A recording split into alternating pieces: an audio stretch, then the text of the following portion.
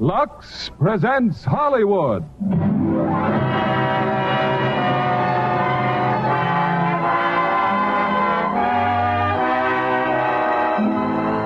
The Lux Radio Theatre, starring Vivien Leigh and Laurence Olivier in Rebecca. Ladies and gentlemen, your producer, Mr. William Keighley.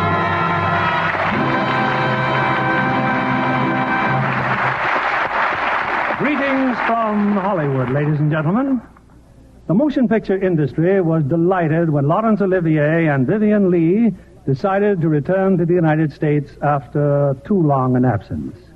As you know, they're recognized as two of England's finest artists. We've honored Miss Leigh with our Academy Award for her performance as Scarlett O'Hara and Mr. Olivier for his Hamlet. So I was especially delighted I was able to persuade them to appear on the Lux Radio Theatre. Since they're sailing next week for England, their schedule is extremely tight, and we consider it a rare privilege to have them in their first and only radio appearance together on our stage. We chose David O. Selznick's immortal screenplay, Rebecca. First, because of Laurence Olivier's brilliant characterization in his original role of Maxime de Winter. And second, because the role of Mrs. de Winter is tailored to the charm and acting ability of Vivien Leigh. We regret that Sir Lawrence and Lady Olivier can't stay longer in our country. Now, here's our play, starring Laurence Olivier as Maxime de Winter and Vivien Leigh as the woman who tells the story of Rebecca.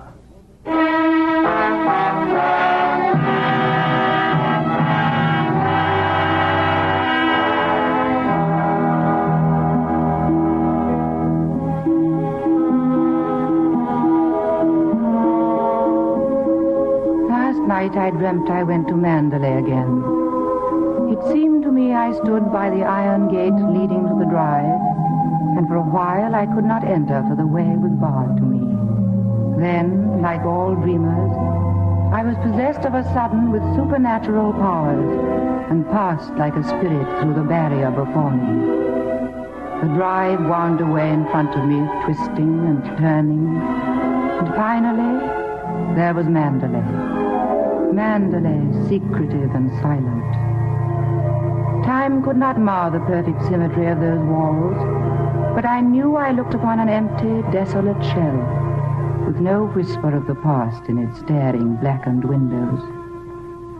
We can never go back to Mandalay again. That much is certain. But sometimes in my dreams I do go back, to the strange days of my life which began for me in the south of France. There, on a great cliff towering above the sea, I first saw him. He was looking down, staring at the rocks below. And then suddenly, I thought I saw him about to... No, stop! What the devil are you shouting about? Who are you?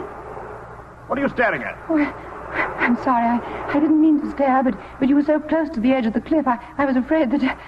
No, you were. Well, what are you doing here? I was only walking. I came up the path and I... Well, get on with your walking. Don't hang about here screaming. Go on.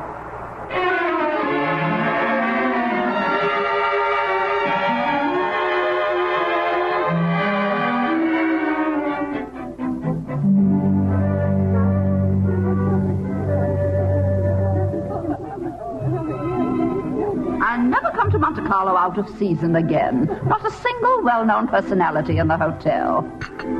This coffee's stone cold. Waiter, garçon. I don't believe he can hear you, Mrs. Van Hopper. Well, get him. What are you being paid for, girl? Oh, but that's Max de Winter. Look, see him coming this way. What are you looking so surprised about? I saw him today on the cliff path. Mr. de Winter, how do you do? How do you do? I'm Edith Van Hopper. Do you remember me? It's so nice to run into you here. Do sit down and have some coffee. Mr. De Winter's having some coffee with me. You may go. Of course. I'm afraid I must contradict you. We shall both have coffee with me. Garçon, coffee, please. Oui, monsieur. You know, I recognized you just as soon as you came in. Are you playing the tables much here at Monte? No, I'm afraid that sort of thing ceased to amuse me years ago. Oh, I can well understand that. If I had a home like Mandalay, I should certainly never come to Monte. I hear it's one of the biggest places in that part of the country, and you just can't beat it for beauty. A cigarette, Mrs. Van Hopper. Oh, thank you. And you? Oh, no, thank you. And what do you think of Monte Carlo? Or don't you think of it at all? Well, I think it's rather artificial. She's spoiled, Mr. De Winter. That's her trouble. Most girls would give their eyes for the chance to see Monte. Wouldn't that rather defeat the purpose? Well, now that we've found each other again, I do hope I shall be seeing something of you. Your valet's unpacked for you, I suppose. I'm afraid I don't possess one. Perhaps you'd like to do it for me. Well, this young lady might make herself useful. She's a capable child in many ways, aren't you, dear? Mrs. Van... That's a charming suggestion, but I'm afraid I cling to the old motto.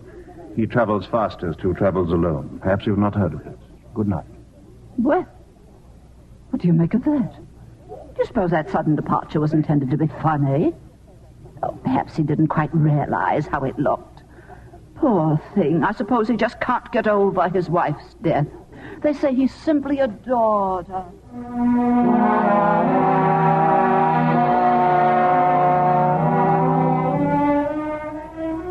When I came alone to the dining room the following day, he was already there, at the next table. As I sat down, I paid the penalty of my awkwardness. I knocked over a vase of flowers, the water soaking the cloth. Mademoiselle. Oh, I'm so sorry. What a stupid thing to You do. can leave that, waiter. Go and let another place at my table. Mademoiselle will have lunch with me. We must. Oh, no, I couldn't possibly. Why not? Oh, please don't be polite. It's very kind of you, but... I wasn't being polite. I should have asked you to lunch with me even if you hadn't been so clumsy. Sit down. We needn't talk to each other if we don't feel like it. Well, thank you very much. What's happened to your friend? Oh, she's ill in bed with a cold. Oh. I'm sorry I was rude to you yesterday. The only excuse I can offer is that I have become boorish through living alone. You weren't really. You just wanted to be by yourself. Tell me, is Mrs. Van Hopper a friend of yours or just a relation? No, she's my employer. I'm what is known as a paid companion. Oh, I didn't know the companionship could be bought. Is that a sketching pad? Do you sketch? Yes, a little. Were you going sketching this afternoon? Yes? Well, Oh, I haven't made up my mind. I'll drive you somewhere in the car. Oh, no, please don't. I didn't Nonsense, mean to- nonsense. Order your lunch and we'll get along.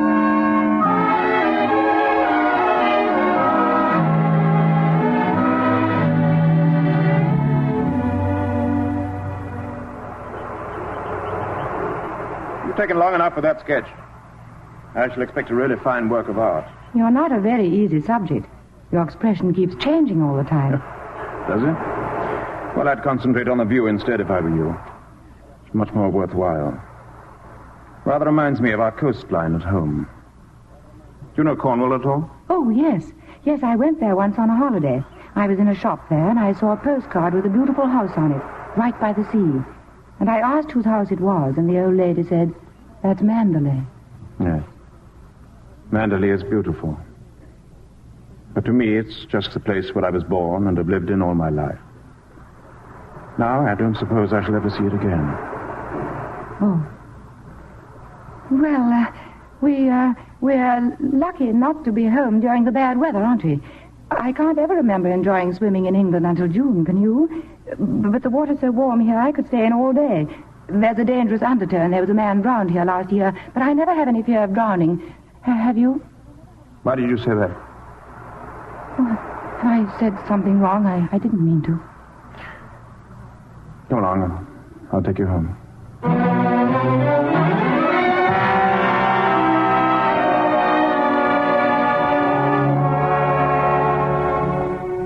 That night I learned the reason for his strangeness. I was late getting back to the hotel. As I opened the door of Mrs. Van Hopper's suite, I heard her talking to someone on the telephone. Oh, yes, I knew him quite well. I knew his wife, too. She was the beautiful Rebecca Hildreth, you know. The most glamorous creature in all England. She was drowned, poor thing, while she was sailing near Mandalay.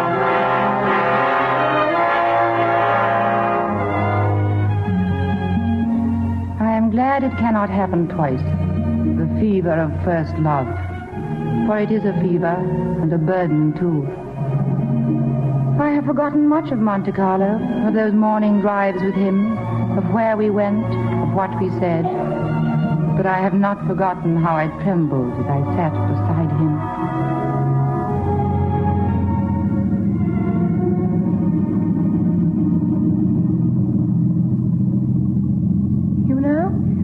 there could be an invention that bottled up the memory like perfume. And then, whenever I wanted to, I could uncork the bottle and live the memory all over again. At what particular moment in your young life would you want to keep?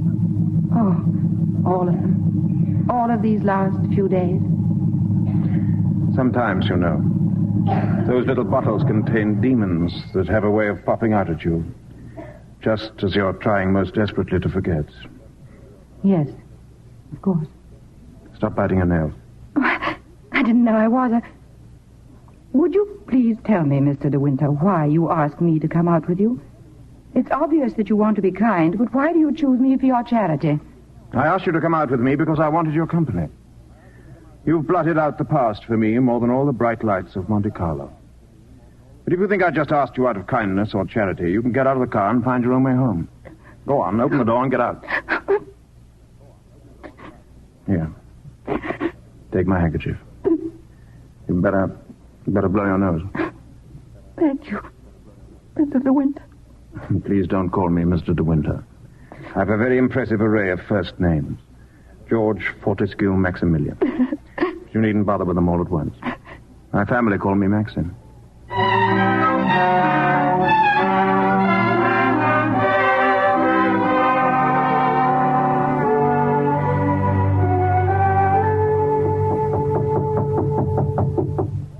Come in.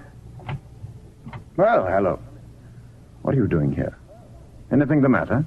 I've come to say goodbye, Maxim. We're going away. What on earth are you talking about? But it's true. We're going now. I was afraid I wouldn't see you again. Where's she taking you to? New York. I don't want to go. I shall hate it. I shall be miserable. You mind if I finish shaving? Jean Bellon. But I can't stay. Tell me something. Which would you prefer, New York or Mandalay? Oh, please don't joke about it. Mrs. Van Hopper's waiting, and I'd better say goodbye now. I'll repeat what I said. Either you go to America with Mrs. Van Hopper, or you come home to Mandalay with me.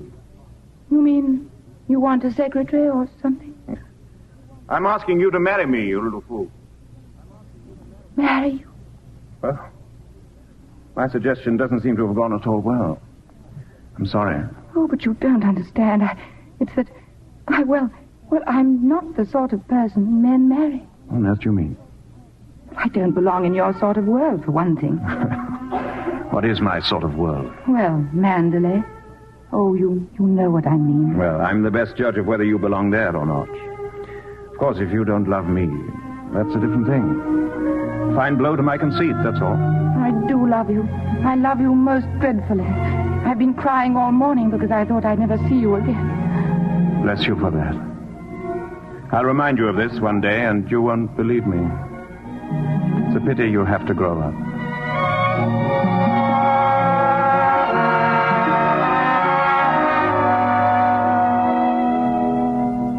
I was afraid to tell Mrs. Van Hopper, for I knew what she would say.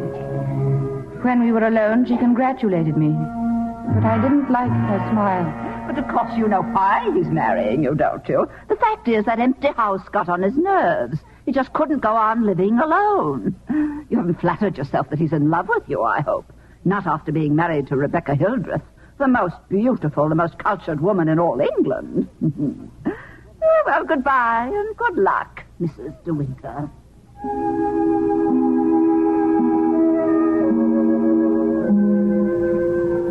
We were married that evening in a little village near the sea. And in May, we came to Mandalay. We arrived early in the evening. It was raining as we drove through the high iron gates. The drive twisted and turned as a serpent. And then suddenly, there was the house, Mandalay. A thing of grace and beauty, and yet somehow almost frightening. As we came into the great hall, I saw that it was crowded with people, the staff of the house and the estate. They stood silent and curious, gazing at me. And then someone advanced from the sea of faces. She was tall and gaunt, dressed in deep black, and her prominent cheekbones and hollow eyes gave her a sort of skull's face. This is Mrs. Danvers. You don't have to worry about the house at all, darling. Mrs. Danvers takes care of everything. Good evening, Mrs. Danvers. Good evening, madam. I have everything in readiness for you. Oh, that's very good of you. Will you go to your room now, madam, or will you have tea in the library? Why, I don't think... The room first, Mrs. Danvers. Yes, sir. This way, if you please, madam.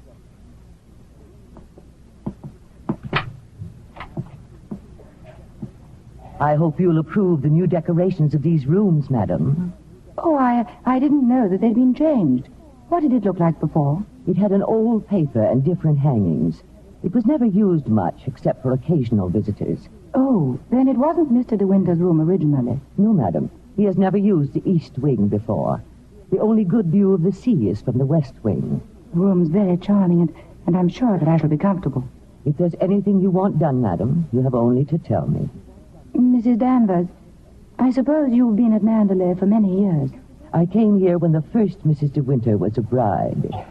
I do hope we'll be friends, Mrs. Danvers. But you must be patient with me. This sort of life is new to me. And I do want to make a success of it and to make Mr. De Winter happy. So I know that I can leave all the household arrangements to you. I hope I shall do everything to your satisfaction, madam. I have managed the house since Mrs. De Winter's death, and Mr. De Winter has never complained. I think I'll go downstairs now. Certainly, madam. The room in the west wing I was telling you about is there, through that door. It's not used now. It's the most beautiful room in the house, the only one that looks down across the lawns to the sea. It was Mrs. De Winter's room.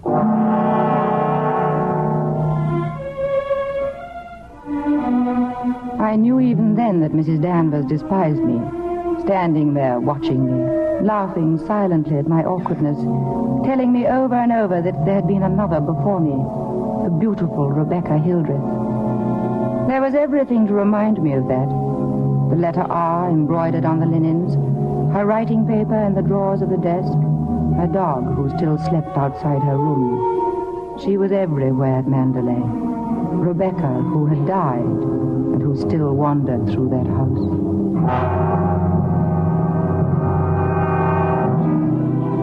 I met someone else the next morning when I came down to breakfast. Oh, good morning. Good morning. You're Mrs. De Winter, aren't you? Yes. My name's Crawley. I manage the estate for Maxim. Awfully glad to meet you. How do you do? Fearful lot of stuff piled up while Maxim was away. Yes, I'm sure there must have been. I do wish I could help you with some of it. Help him? Frank never allows anyone to help him. Like an old mother hen with his bills and rents and taxes. Come on, Frank, we must go over these estimates. I'll get my papers. You'll find quantities of breakfast over there, darling.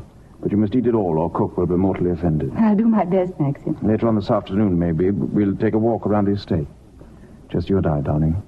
There's a good deal I'd like you to see. I'll be ready, Maxim. Anytime.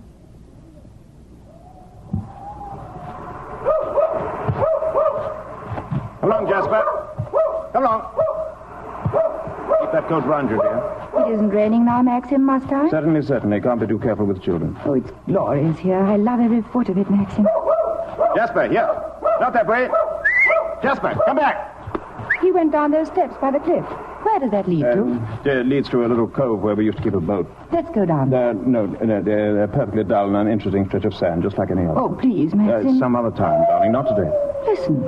Is that Jasper? Well, there must be something wrong. Perhaps he's hurt himself. No, he's all right. Leave him alone, dear. I think I'd better go... No, come back. Don't bother about him, I tell you. He can't come to any harm. He'll find his own way back.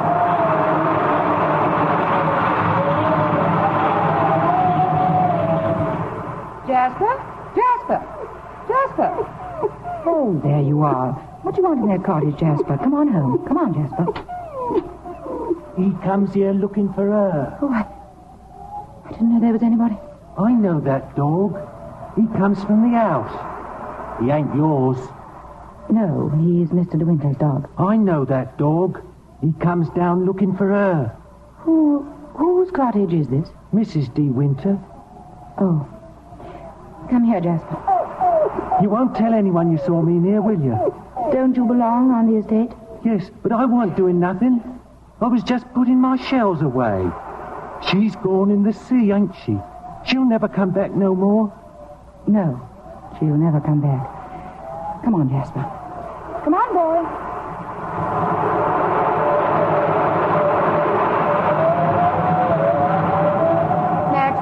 Maxim, here I am. Wait, Oh, Maxim, I'm sorry I was such a time. You knew I didn't want you to go there, but you deliberately went. Oh, why not? There was only a cottage down there and a strange man. Well, don't go there again, do you hear? Oh, why not? Because I hate the place. And if you had my memories, you wouldn't go there or talk about it or even think about it. What's the matter? Oh, I'm sorry. Maxim. We should have stayed away. We should never have come back to Mandalay. What a fool I was. Oh, I've made you unhappy.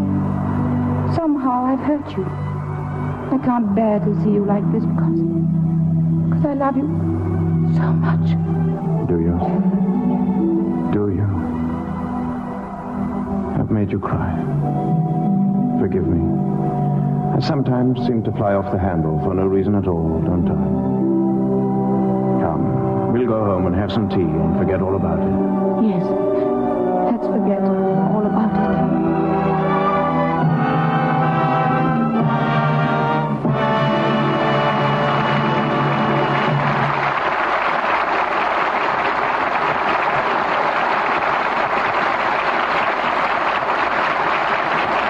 In a few moments, we'll bring you Act Two of Rebecca.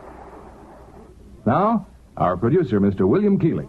Act Two of Rebecca, starring Laurence Olivier as Maxim and Vivian Lee as Mrs. De Winter.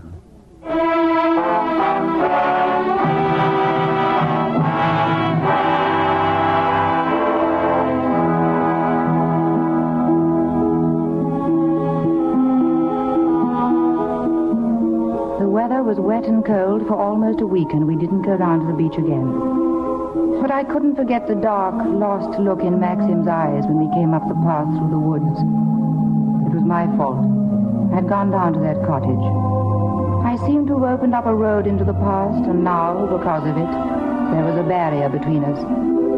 I began to dread any mention of the sea. Until one morning in the library, I was alone with Frank Crawley. Oh, but you're not disturbing me, Mrs. De Winter?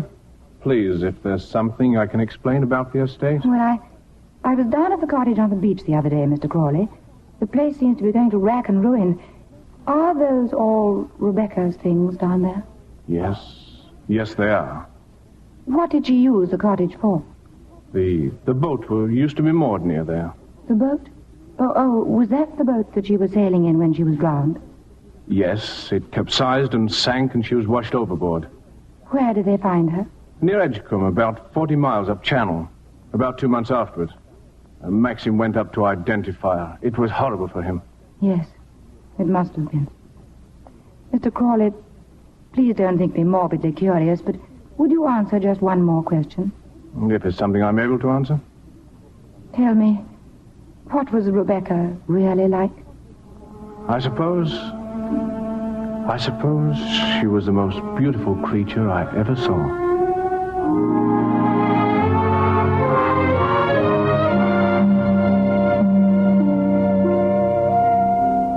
Maxim had to go up to London at the end of June, some business of the estate. Frank Crawley had gone along with him, and I was alone at Mandalay.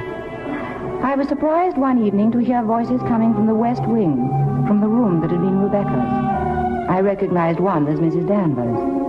The other was a man's voice, a stranger. I really don't think it was wise for you to come here, Mr. Jack. Oh, nonsense. It's been just like coming back home. I must say I feel a little like the poor relations sneaking around through back doors. Well, toodaloo, Danny. Goodbye, Mr. Jack. And please be careful. I will, don't worry. Oh, hello. Good evening. Oh, Danny, all your precautions were in vain. The mistress of the house was hiding behind the door. Oh, I wasn't really. I heard voices What in about here. presenting me to the bride, Danny? This is Mr. Favell, madam. How do you do? How do you do? Won't you have some tea or something? Now, isn't that a charming invitation? I've been asked to stay to tea, Danny. It's rather late. Oh, well, perhaps you're right. And we must lead the bride astray, must we? Oh, goodbye. Oh, and I know what was wrong with our introduction. Danny didn't tell you, did she? I'm Rebecca's favorite cousin. Toodaloo.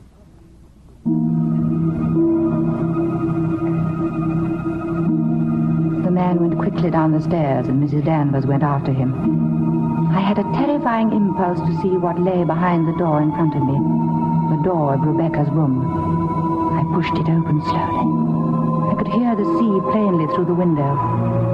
I had expected to see the furniture swathed in dust sheets, but nothing was covered up. There were flowers on the dressing table, a satin dressing gown on the chair, and beneath a pair of bedroom slippers. And then, suddenly, the door closed behind me. Do you wish anything, madam? No, I just came in... You've always wanted to see this room, haven't you? Why did you never ask me to show it to you? It's a lovely room, isn't it? The most beautiful room you've ever seen. Everything is kept just as Mrs. De Winter liked it. Nothing has been altered since that last night. This is where I keep her clothes. You would like to see them, wouldn't you? Feel this wrap. It was a Christmas present from Mr. De Winter. He was always giving her expensive gifts the whole year round. You wouldn't think she'd been gone so long, would you? Sometimes when I walk along the corridor, I fancy I hear her just behind me. That quick, light step. I couldn't mistake it anywhere. It's not only in this room, it's in all the rooms in the house. I can almost hear it now. Do you believe the dead come back and watch the living? No, I don't believe it. Sometimes I wonder if she doesn't come back here to Mandalay and watch you and Mr. De Winter together. You look tired. Why don't you stay here a while and rest? Listen to the sea. It's so soothing. No. Listen to it. Listen to the sea. I won't listen. I won't.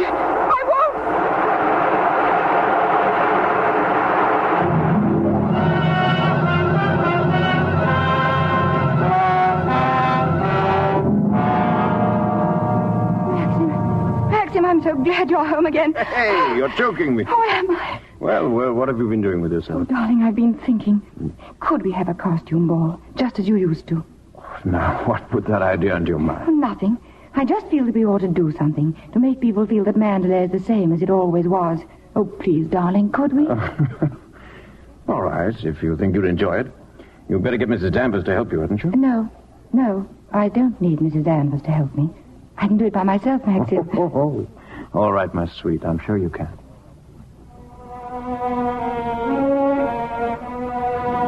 But Mrs. Danvers did help me.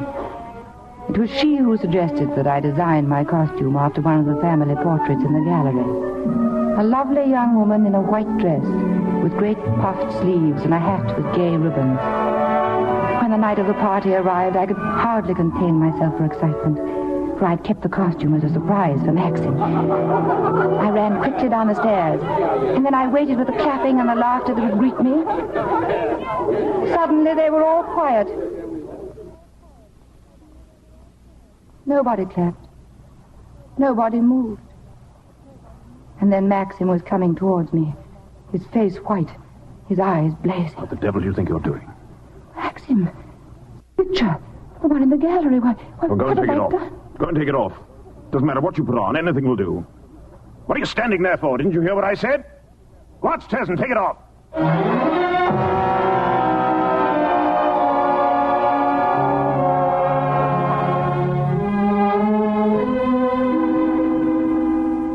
May I help you with another gown, madam? No, thank you, Mrs. Danvers. Mr. De Winter was upset. I watched you just now, madam. I watched you go down the stairs just as I watched her a year ago.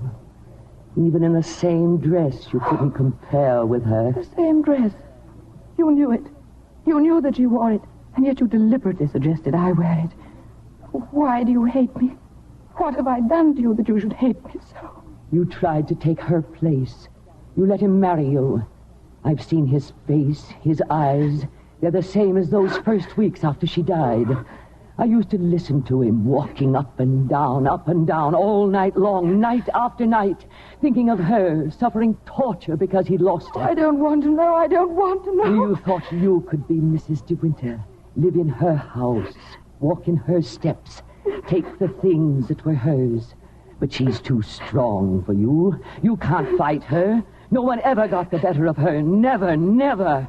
She was beaten in the end, but it wasn't a man. It wasn't a woman. It was the sea. Oh, stop it. Stop. You're overwrought, madam. I'll open the window for you. A little air will do you good. Come and stand here, madam. Don't be afraid. Now look down there. Isn't the sea lovely? Why don't you go? Why don't you leave Mandalay? He doesn't need you. He's got his memories. You've nothing to stay for. You've nothing to live for, really, have you? Look down there. It's easy, isn't it? Why don't you? Why don't you? Go on. Don't be afraid. Why don't you jump?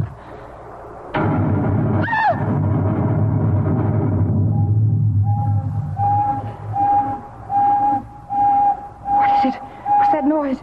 Maxim! Maxim! Maxim! Where are you? Maxim!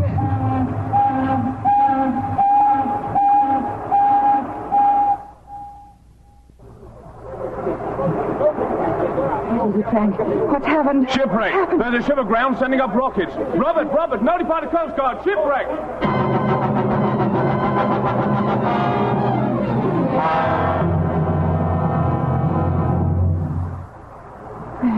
Frank, have you seen Maxim on the beach? Not since half an hour ago. He hasn't been in the house all night. I'm afraid something might have happened to him. Frank, what's the matter? You look terribly worried. Well, the diver who went down to inspect the bottom of the ship came across the hull of another boat. A little sailboat. Frank, is it... Yes, it's Rebecca's boat. Rebecca's? Oh, why did they have to find it? Why couldn't they have left it there in peace at the bottom of the sea? Poor Maxim. It will be so hard on him. Yes, it's going to bring it all back again. And worse than before.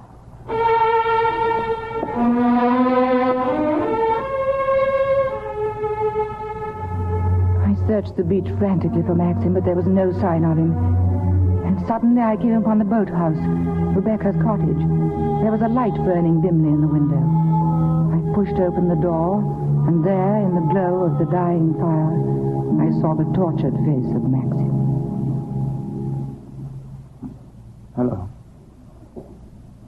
Come in. Maxim, you haven't had any sleep. Have you forgiven me? Forgiven you? For last night, for my stupidity about the costume. Oh, that. I'd forgotten. Oh, Maxim, can't we start all over again? I don't ask that you should love me. I won't ask impossible things. I'll be your friend and companion. I'll be happy with that. You love me very much, don't you? But it's too late, my darling.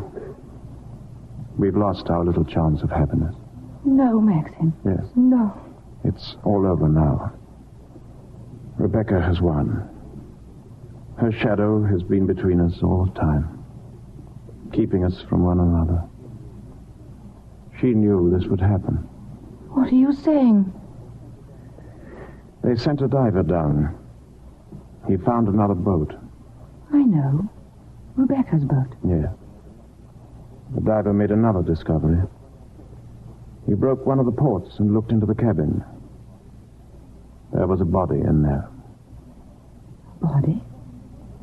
Then she wasn't alone. There was someone sailing with her. You don't understand. There was no one with her. It's Rebecca's body lying there on the cabin floor. No. The woman that was washed up at Edgecombe. The woman that is now buried in the family crypt.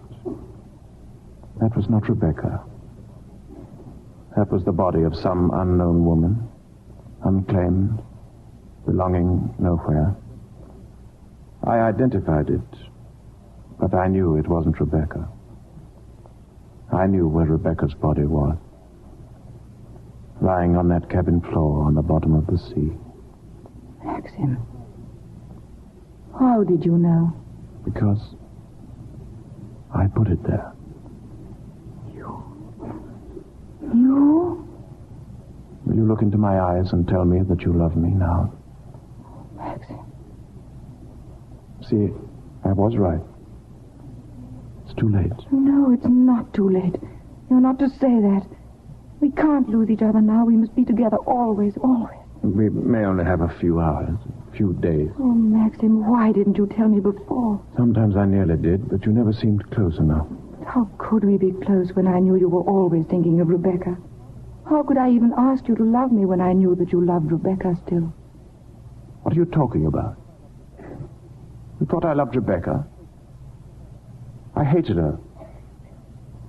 Hated her? Oh, I was carried away by her, enchanted by her, as everyone was. But I never had a moment's happiness with her. She was incapable of love, or tenderness, or decency. You didn't love her? Remember that cliff where you first saw me in Monte Carlo? Well, I went there with Rebecca on our honeymoon. That was where I found out about her. 4 days after we were married. She stood there, laughing, her black hair blowing in the wind, and told me all about herself. Things I'll never tell a living soul. I wanted to kill her. I'll make a bargain with you, she said. You'd look rather foolish trying to divorce me now after 4 days of marriage. So I'll play the part of a devoted wife, mistress of your precious Mandalay. And people will visit us and envy us and say we're the luckiest, happiest couple in the country. What a grand joke it'll be. What a triumph. I should never have accepted her dirty bargain, but I did. And I kept it.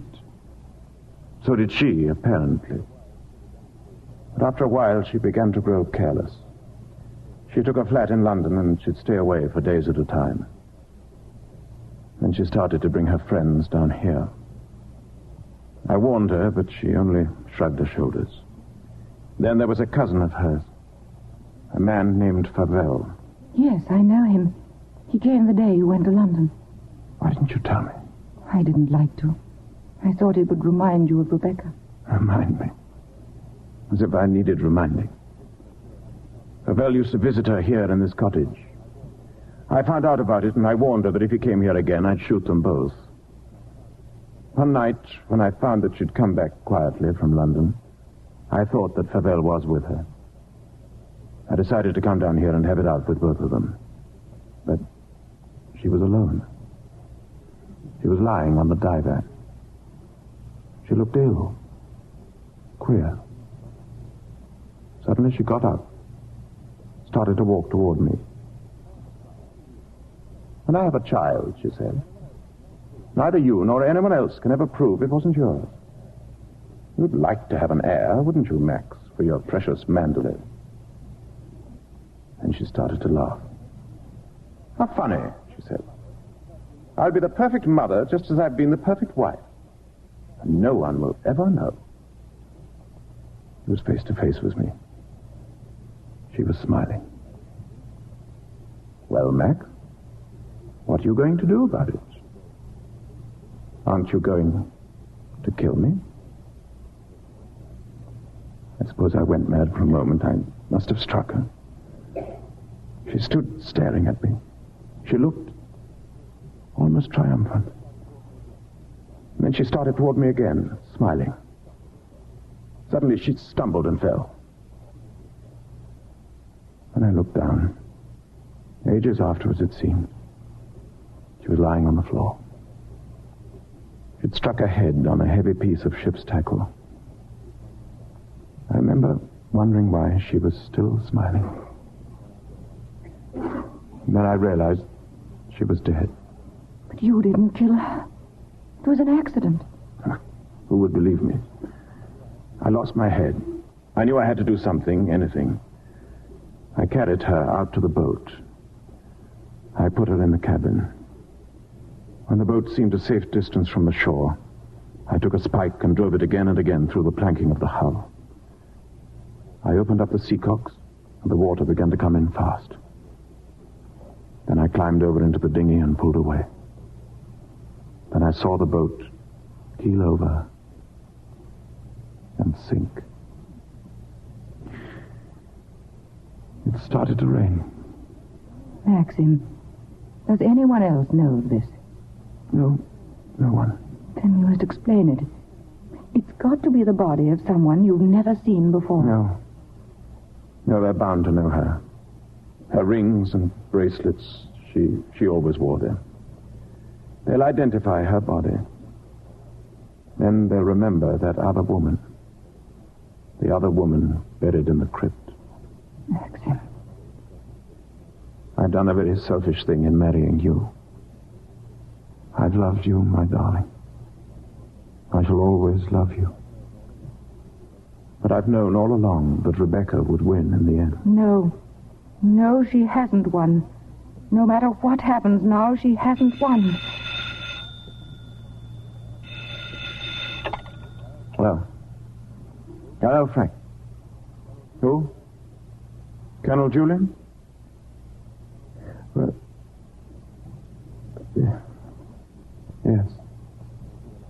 Yes. Well, tell him I'll meet him there as soon as I possibly can. What's happened? Colonel Julian called. He's the chief constable of the county. He wants to know if I could possibly have made a mistake about that other body.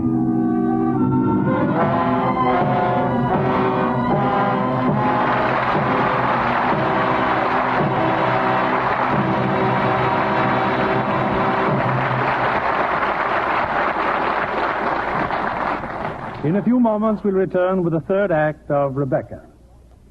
We pause now for station identification. This is CBS, the Columbia Broadcasting System.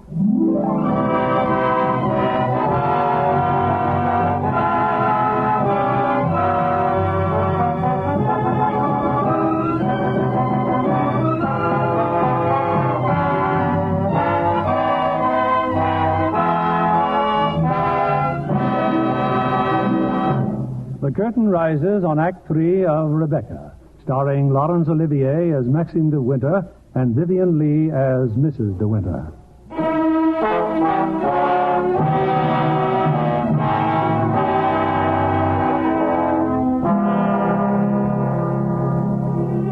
The body they had found in the boat was identified as Rebecca de Winter. There had to be an inquest, of course.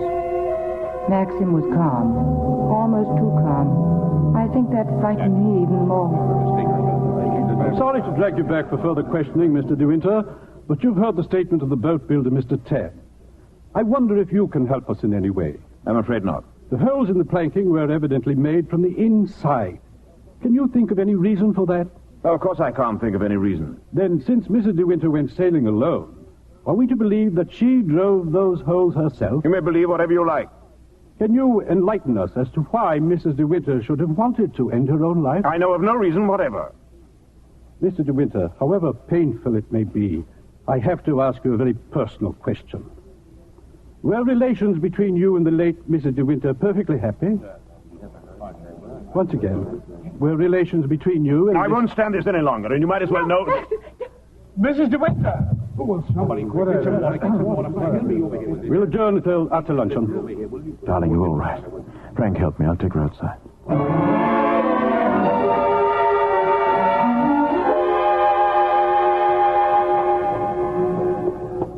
Careful, darling. There's no rush.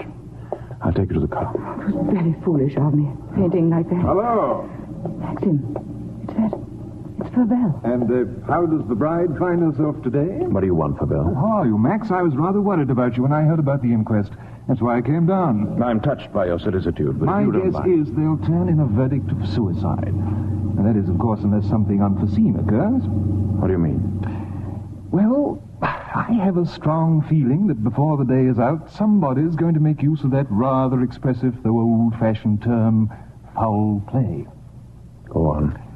You see, Max, I find myself in a rather awkward position.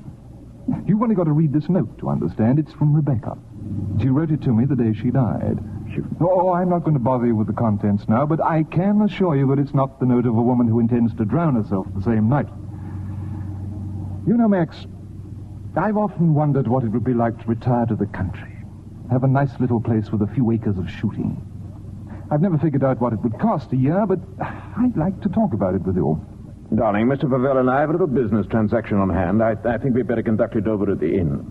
I may have a private room there. Maxim. You all right now, dear? Yes, but Frank will be here in a moment. Ask him to find Colonel Julian. Then bring them both over to the inn immediately.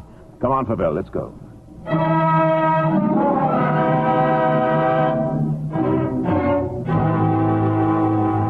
Colonel Julian, this is Mr. Favell. Oh, I know Colonel Julian. We're old friends, aren't we? Good morning. And since you're old friends, I assume you also know that he's head of the police here. I think he might be interested to hear your proposition. I don't know what you mean. I only want to see justice done, Colonel. The evidence suggested certain possible theories concerning Rebecca's death. One of them, of course, is suicide. And now I have a little note here which puts that possibility quite out of court.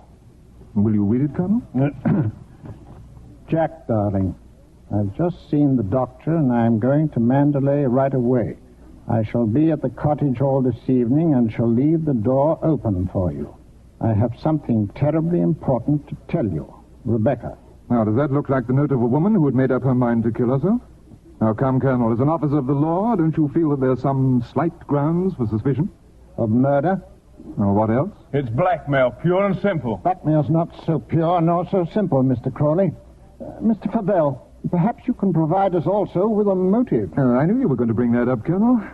Yes, I'll supply that, too. what's he going to do? You come in, Mrs. Danvers. Thank you.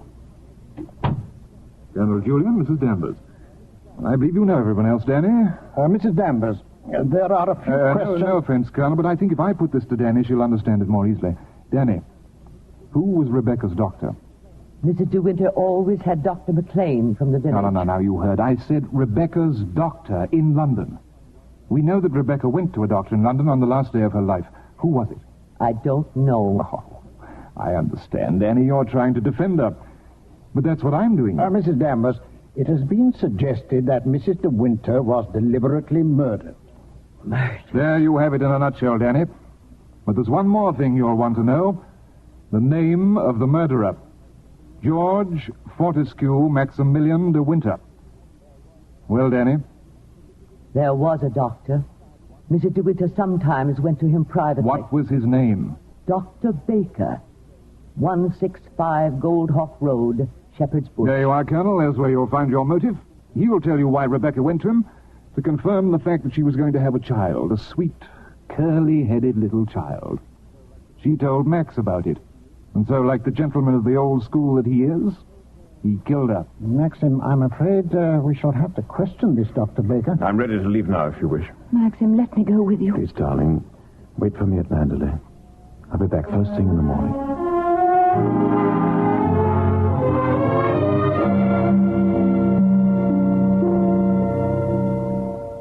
You're still sure you never had a patient by the name of Rebecca De Winter, Doctor? Never, Colonel Julian.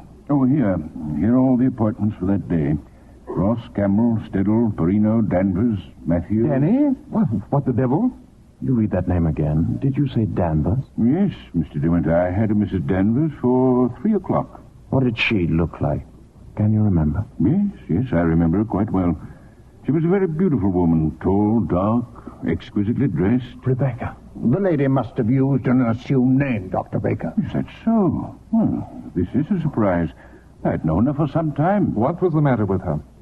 My dear sir, there are certain Could ethics... you possibly supply a reason, Dr. Baker, for Mrs. De Winter's suicide? For her murder, you mean?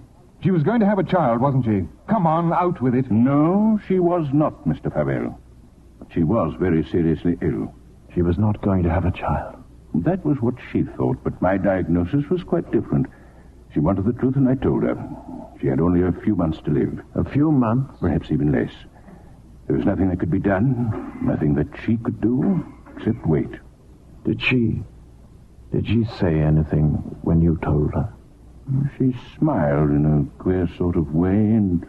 Oh, yes, I remember she said something that struck me as being very peculiar at the time. When I told her it was a matter of months, she said, "Oh, no, Doctor, not that long." Thank you. You've been very kind. You've told us all we wanted to know. I should like to have a talk with you, Mr. Favell. I didn't know that... Will we be needed any further at the inquest, Colonel Julian? No, I can see to it that Maxim's not troubled any further. Thank you, Colonel.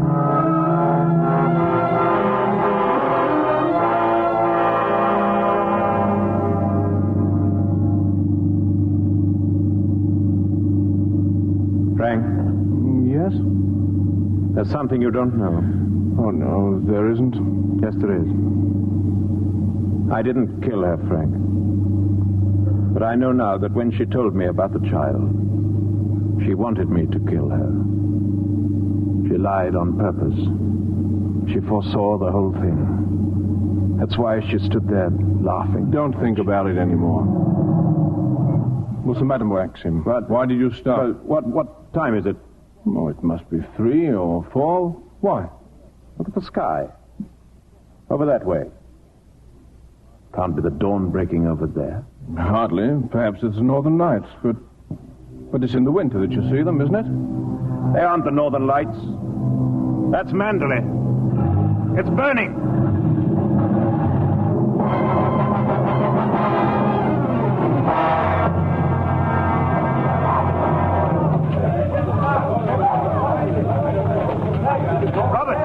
Robert, have you seen Mrs. De Winter? Where is she? Maxim, here. Oh, thank heaven you've come back. Are you all right? Yes, I'm all right. But Mrs. Danvers, she's gone mad. She set the fire. She said she'd rather destroy Mandalay than see us happy here. There she is, at the window, the west wing. Maxim, she'll be killed.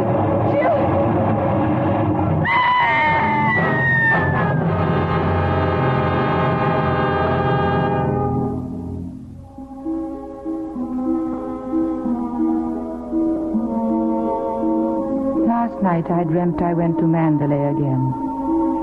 As I stood there, hushed and still, I could swear that the house was not an empty shell, but lived and breathed as it had long ago. But Mandalay is no more, and we are happy now, Maxim and I, for all our fears and suffering lie buried in its ruins.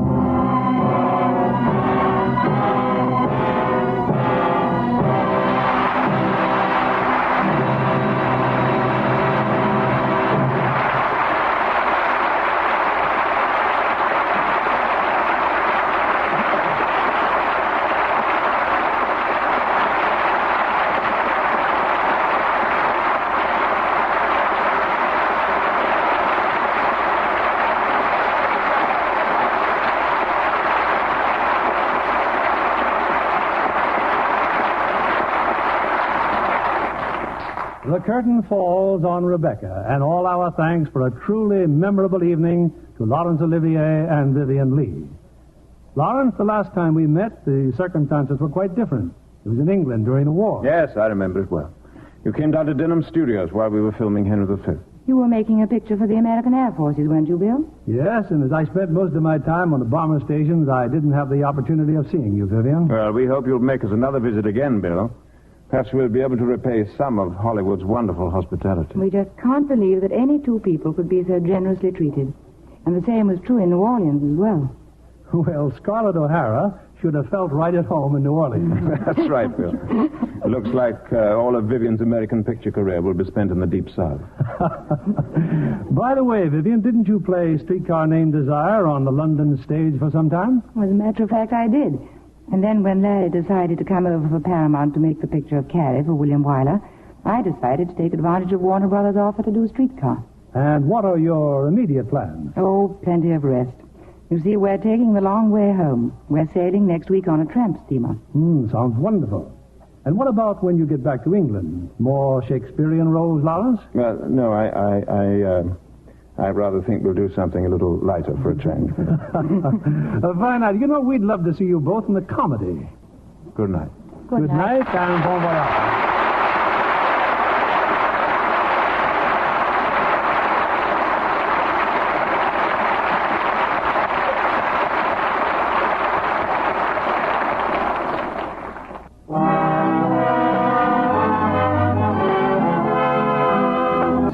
Keeley saying good night to you from Hollywood.